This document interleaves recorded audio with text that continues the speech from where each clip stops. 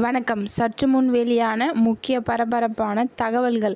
பெற்றோர்கள் கவனத்திற்கு. இதை உடனடியாக செய்யாவிட்டால் உங்கள் குழந்தைகளின் ஆதார் கார்டு முடக்கப்பட வேண்டும்.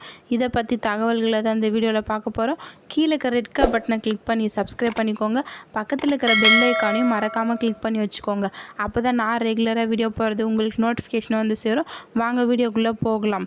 மறக்காமல் லைக் பண்ணிக்கோங்க. இந்திய மக்களின் தனிநபர் அடையாள அட்டைக்கு மிக முக்கிய ஆவணமாக ஆதார் அட்டை திகழ்கின்றன.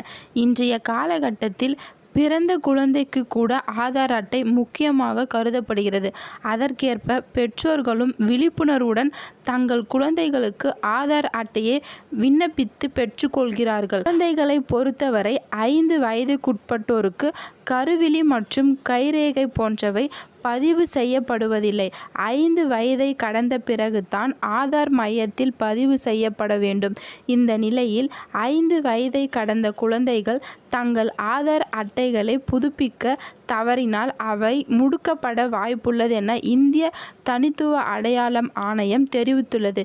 இதை குறித்து வெளியிட்டுள்ள செய்திக்குறிப்பில் பொதுவாக 5 வயதுக்குட்பட்ட குழந்தைகளுக்கு ஆதார் கார்டு வேண்டுமென்றால் பெயர், வயது, பாலினம், முகவரி, புகைப்படம், மொபைல் எண் மற்றும் பிற ஆவணங்கள் தேவைப்படுகின்றன.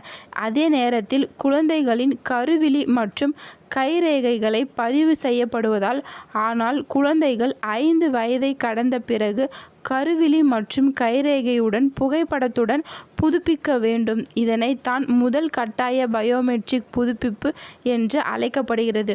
குழந்தைகள் 5 முதல் 7 வயது வரையிலான காலத்தில் ஆதாரை புதுப்பிக்க பெற்றோர்கள் மேற்கொள்ள வேண்டும். தேதிக்குள் ஆதாரை புதுப்பிக்கவிட்டால் அந்த கட்டணமும் வசூலிக்கப்படாது. 7 வயதை கடந்த பிறகு ரூபாய் 100 கட்டணத்தை செலுத்தி ஆதாரை புதுப்பித்து கொள்ளலாம். குழந்தைகள் 7 வயதை தாண்டிய பிறகு ஆதார் விவரங்களை புதுப்பிக்கவிட்டால் அவர்களின் ஆதார் கார்டு செயலிழந்து போகும்.